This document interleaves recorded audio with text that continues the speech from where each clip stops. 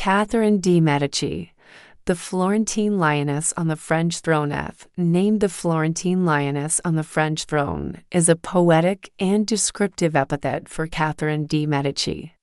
Not a formal historical title, it effectively captures two key aspects of her life and legacy. But before we begin, don't forget to like and subscribe to help us grow our channel Florentine. This refers to her origins.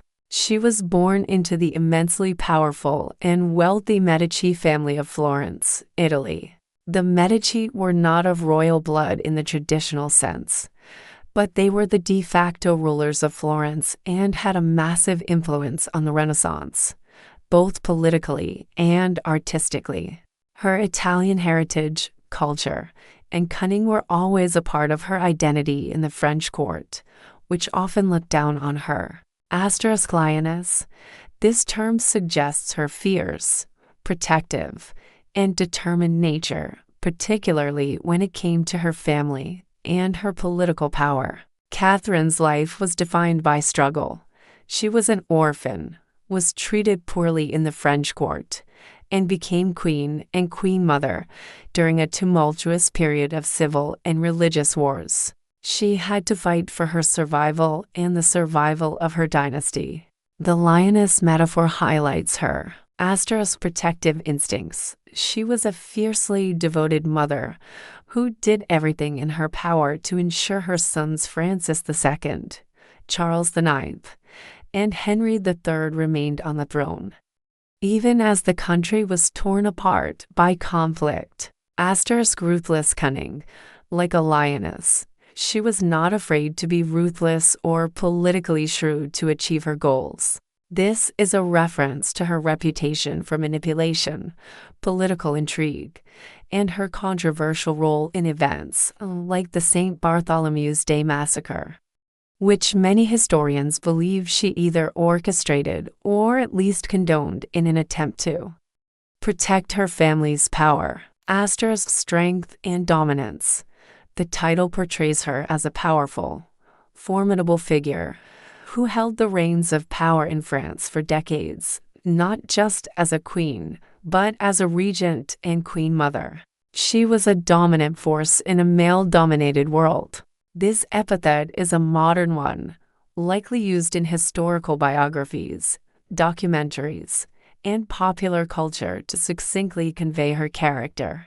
It combines her Italian roots with the powerful, ferocious nature she displayed in a foreign land. While other nicknames like the Serpent Queen focused solely on her negative reputation, the Florentine Lioness offers a more balanced, albeit still dramatic, portrayal of a woman who was both a product of the Italian Renaissance and a formidable force in French politics. Catherine de Medici, born in Florence in 1519, was a formidable figure who rose from a tumultuous childhood to become one of the most influential and controversial queens of France. Her life, spanning much of the 16th century, was a testament to her political acumen, resilience, and unwavering dedication to preserving the Valois dynasty. While often vilified by historians, a closer look at her reign reveals a complex woman navigating the treacherous currents of religious conflict and power struggles.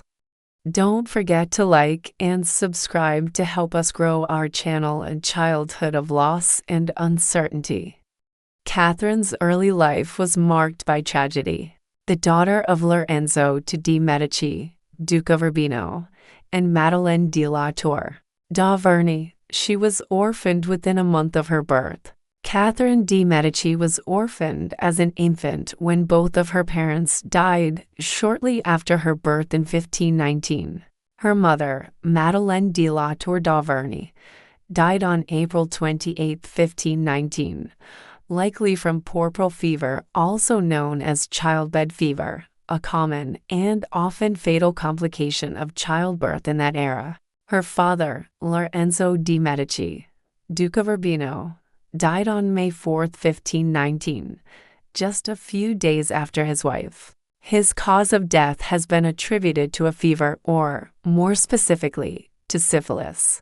Her parents' deaths left her an invaluable pawn in the political games of two of the most powerful families in Italy and France. Raised in Rome under the watchful eye of her uncle, Pope Clement VII, she received an education befitting a Medici, with a focus on classical literature, art, and the sciences. However, her noble lineage also made her a target, and she spent her formative years in a state of political uncertainty, at times even held hostage by rival factions in Florence. A strategic marriage and life as Dauphine. In 1533, Pope Clement VII arranged a marriage between the 14-year-old Catherine and Henry, the second son of King Francis I of France. This union was a calculated political move, solidifying an alliance between the powerful Medici and the French monarchy. Catherine arrived in France with a substantial dowry, but her early years at court were far from easy. She was overshadowed by her husband's older brother, the Dauphin Francis, and was initially perceived as a foreigner with little influence.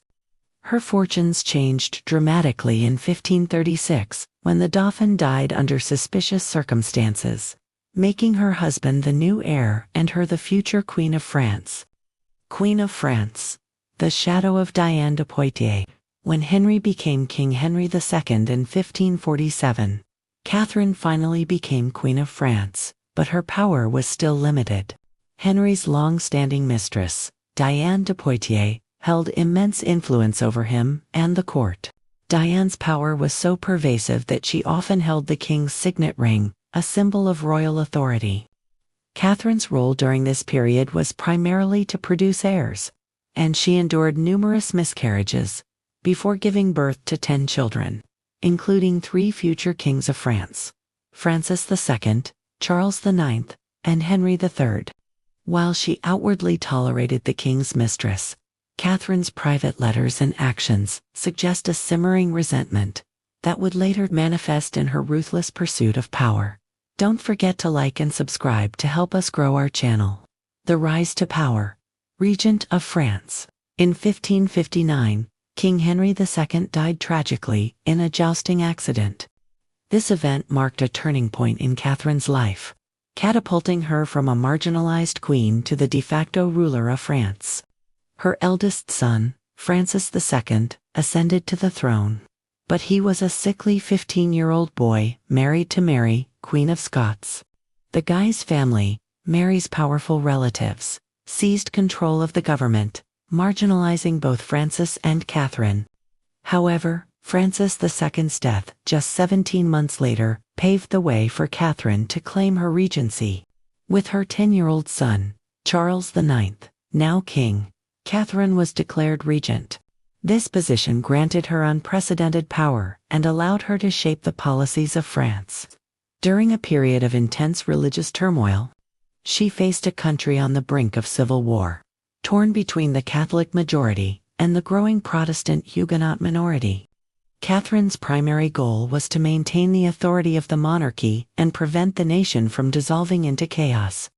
A pragmatist in a time of religious strife, Catherine's religious policies were born of pragmatism rather than deep conviction. Unlike many of her contemporaries, she was not a religious zealot. Her priority was political stability. She initially sought a middle ground, issuing the Edict of Saint-Germain in 1562, which granted limited religious freedom to the Huguenots. This effort at tolerance, however, was met with fierce opposition from both sides, leading to the outbreak of the French Wars of Religion. As the civil wars raged on and off for decades, Catherine's strategies evolved. She employed a mix of diplomacy and military force, at times aligning with Protestants and at other times with Catholics, always with the goal of strengthening the monarchy.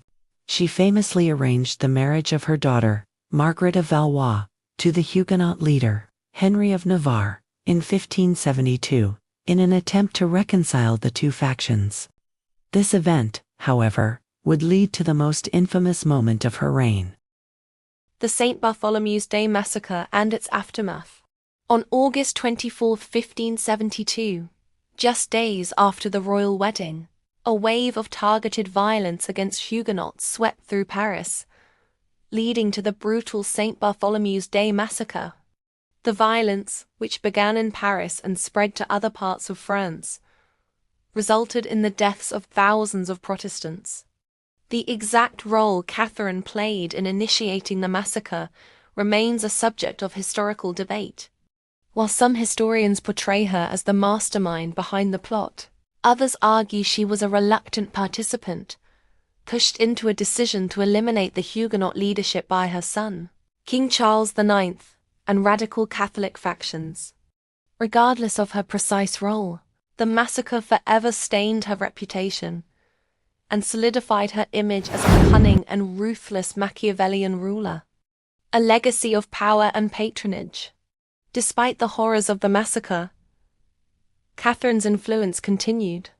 After Charles IX's death in 1574, her third son, Henry III, became king. Catherine's power as Queen Mother remained strong, and she continued to advise and, at times, control her son's policies. She was a tireless traveler, constantly moving throughout the kingdom to assert royal authority and negotiate peace treaties. Beyond her political maneuvering, Catherine de Medici was also a significant patron of the arts and architecture. She brought the Italian Renaissance to France, commissioning magnificent palaces, chateaux, and gardens. The Tuileries Palace in Paris and the Château de Chenonceau are among her most notable architectural projects. She introduced Italian court spectacles and ballet to the French court, setting a precedent for a century of cultural flourishing. Catherine de Medici died in 1589, just months before her last surviving son, Henry III, was assassinated, bringing an end to the Valois dynasty. Her life was a dramatic saga of survival, power, and political calculation. While history has often judged her harshly, portraying her as the Black Queen of France, a more nuanced view reveals a complex and brilliant woman who navigated a turbulent era with a singular focus on protecting her family and preserving the French monarchy. Her legacy is not just one of tragedy and conflict, but also of immense influence, laying the groundwork for the modern French state and leaving an indelible mark on its culture and architecture. Don't forget to like and subscribe to help us grow our channel. Thank you for watching, and ring that bell to receive notification on new videos.